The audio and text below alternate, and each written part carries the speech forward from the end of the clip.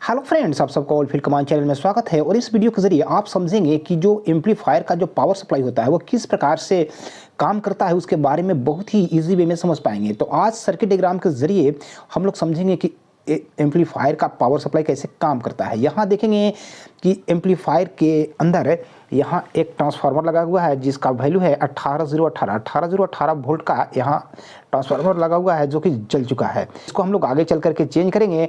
और साथ ही साथ यहाँ देखेंगे कि ट्रांसफार्मर के अलावे यहाँ पावर सप्लाई में 4 डायोड, रेक्टिफायर डायोड के रूप में 4 डायोड लगे हुए हैं और साथ ही साथ यहाँ पर मेन फिल्टर कैपेसिटर के रूप में 2 कैपेसिटर लगे हुए हैं। तो यहाँ इस एम्पलीफायर में पावर सप्लाई किस प्रकार से काम करता है और कैसा बना होता है, इसके बारे में आज जो है सर्किट डायग्राम के जरिए हम लोग समझ पाएंगे कि एम्पलीफायर किस प्रकार से काम करता है। इस एम्पलीफायर में जो लगा हुआ जो ट्रांसफार्मर है, इसके देखेंगे कि यह प्राइमरी है और यह सेकेंडरी है। प्राइमरी में 220 वोल्ट देते हैं, जबकि सेकेंडरी से 18018 यानी कि 18 वोल्ट, फिर 0 वोल्ट और फिर 18 वोल्ट की सप्लाई हमको एसी प्राप्त होती है। और यहाँ इसको सप्लाई देने के लिए यहाँ एसी कोड का उपयोग किया गया है, यूज़ किया गया है। और साथ ही साथ यहाँ देखेंगे कि एम्पलीफायर के फ्रंट में एक स्विच लगा हुआ है, ऑन ऑफ स्विच लगा हुआ है, जिसके द्वारा स्विच को ऑन करते हैं। तो सर्किट डायग्राम के जरिए हम लोग बहुत ही इजी वे में ये समझ पाएंगे कि एम्पलीफायर का पावर सप्लाई किस प्रकार का बना होता है। तो एम्पलीफायर का जो पावर सप्लाई होता है, उस पावर सप्लाई में मुख्य रूप से 3 कंपोनेंट यूज किए जाते हैं। एक होता है स्टेप डाउन ट्रांसफार्मर, और दूसरा होता है रेक्टिफायर डायोड, और तीसरा मेन फिल्टर कैपेसिटर। तो ये 3 कंपोनेंट के द्वारा हम लोग एम्पलीफायर का जो पावर सप्लाई बनाते हैं वो ड्यूल पावर सप्लाई होता है। ड्यूल का मतलब है कि डबल पावर सप्लाई के रूप में यहाँ जो है यूज़ किया जाता है। तो यहाँ हम लोग समझेंगे क्या चीज़ कि स्टेप डाउन ट्रांसफार्मर का प्रयोग सबसे पहले 220 वोल्ट एसी को घटाने के लिए किया जाता है, क्योंकि जो एम्पलीफायर होता है वो डायरेक्ट 220 वोल्ट पर नहीं चलता है। तो उसके वोल्ट को घटाने के लिए, एसी वोल्ट को घटाने के लिए सबसे पहले स्टेप डाउन ट्रांसफार्मर यूज़ करते हैं। स्टेप डाउन ट्रांसफार्मर एक विशेष प्रकार का ट्रांसफार्मर होता है जिसके प्राइमरी में तार की जो लपेटों की संख्या होती है, यानी कि टर्निंग जो होती है वो अधिक होती है, और जबकि सेकेंडरी में तार की लपेटों की संख्या जो टर्निंग होती है वो कम होती है। तो प्राइमरी में 220 वोल्ट जब एसी देते हैं तो यह ट्रांसफार्मर अपने वैल्यू के अनुसार वो वोल्टेज को घटाने का काम करता है, यानी कि एसी वोल्ट को घटाने का काम करता है। तो यहाँ 220 volt AC supply step down transformer के प्राइमरी को डायरेक्ट देते हैं एक टर्मिनल को, और दूसरे टर्मिनल को सप्लाई डायरेक्ट नहीं दे करके एक ऑन ऑफ स्विच लगाते हैं। ऑन ऑफ स्विच के द्वारा आवश्यकता अनुसार सप्लाई ट्रांसफार्मर में दे भी सकते हैं या नहीं भी दे सकते हैं। जब एम्पलीफायर को यूज़ करना होता है तो स्विच को ऑन करेंगे, और एम्पलीफायर को यूज़ नहीं करना होता है तो स्विच को ऑफ करेंगे।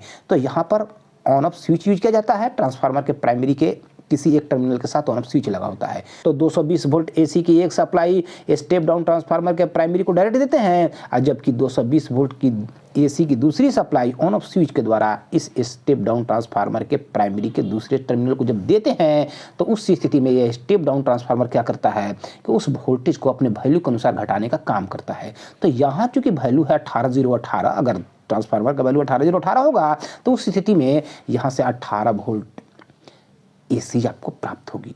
18 वोल्ट, यहाँ पर 0 वोल्ट और यहाँ पर 18 वोल्ट एसी। तो एसी 18 वोल्ट की एसी सप्लाई को डीसी में बदलने के लिए आगे चलकर रेक्टिफायर डायोड के रूप में 4 डायोड यूज किए जाते हैं, जिसके नंबर होते हैं IN 5408। IN 5408 नंबर के जो डायोड होते हैं वो वास्तविक रूप में ऐसे नहीं बन करके इस सिंबल में, यानी कि सांकेतिक चिन्ह में ऐसे बने होते, सिंबल में ऐसे बने होते, लेकिन वास्तविक रूप में जो डायोड होता है वो इस प्रकार का बना होता है। तो इस डायोड में, जो इस प्रकार का वास्तविक रूप में जो डायोड बना होगा, उसमें ये एनोड होता है और इसको कैथोड बोलते हैं। तो ये सांकेतिक चिन्ह में देखेंगे यहाँ कि इसको एनोड बोलेंगे और इसको कैथोड बोलेंगे, यानी कि ये वाला जो टर्मिनल होगा वो वास्तविक रूप में जो डायोड होगा वो ये वाला टर्मिनल होगा, और जबकि ये वाला टर्मिनल जो सांकेतिक चिन्ह में ये वाला टर्मिनल है वो वास्तविक रूप में डायोड का ये वाला टर्मिनल हो गया।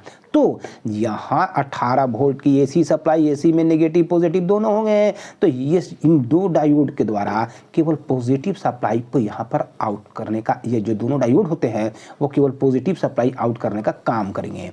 तो अगर इधर डायोड का कैथोड होगा, क्योंकि अभी थोड़ा देर पहले समझे कि इसे डायोड का एनोड मानते हैं और इसको कैथोड मानते हैं, ठीक इसी तरीके से यह डायोड का एनोड है और ये कैथोड है। तो यहाँ से आने वाला एसी सप्लाई में से अगर इधर डायोड का कैथोड होगा तो केवल यहाँ पर हमको पॉजिटिव सप्लाई ही प्राप्त होगी, यानी कि 18 वोल्ट की हमको पॉजिटिव सप्लाई यहाँ प्राप्त होगी। निगेटिव को ये डायोड जाने नहीं देगा। अगर इधर डायोड का कैथोड होगा तो यह हर स्थिति में यह डायोड केवल पॉजिटिव को ही जाने देगा। तो यहाँ पर हमको पॉजिटिव सप्लाई प्राप्त होगी 18 वोल्ट की पॉजिटिव। इसके बाद देखेंगे कि निगेटिव प्राप्त करने के लिए देखिएगा कि यहाँ पर 2 डायोड और लगाए। इसके विपरीत पोजीशन में देखिएगा कि यहाँ पर 2 डायोड लगे हुए हैं। इसमें क्या है कि यहाँ जो 2 डायोड लगे हुए हैं, इन 2 डायोड में से इधर डायोड का कैथोड है और जबकि इधर एनोड है। ठीक इसी तरीके से यहाँ डायोड का कैथोड है और यह एनोड है। तो चूंकि इधर एनोड है तो एनोड हर स्थिति में केवल निगेटिव सप्लाई को ही जाने देगा। तो यहाँ तो आ रहे हैं एसी वोल्ट के रूप में निगेटिव पॉजिटिव दोनों। तो जब निगेटिव और पॉजिटिव दोनों आए तो इधर डायोड का अगर एनोड होगा तो वह केवल निगेटिव को ही जाने देगा। और चूंकि इधर डायोड का कैथोड था तो ये पॉजिटिव को जाने दिए और इधर दोनों डायोड के एनोड हैं तो ये निगेटिव को जाने देंगे। तो इस प्रकार से यहाँ पर 18 वोल्ट निगेटिव और यहाँ पर 18 वोल्ट की पॉजिटिव सप्लाई प्राप्त होगी। और ये जो बीच वाला जो टर्मिनल होता है इसको ग्राउंड मानते हैं। और ग्राउंड और यहाँ जो पॉजिटिव लाइन है ये दोनों के बीच में हमको लगभग 18 वोल्ट की सप्लाई डीसी प्राप्त होगी। अब चूंकि यहाँ डायोड जब यूज़ कर देंगे तो उस स्थिति में यहाँ पर हमको डीसी सप्लाई प्राप्त होगी। यहाँ पर 18 वोल्ट पॉजिटिव और यहाँ पर 18 वोल्ट की निगेटिव सप्लाई।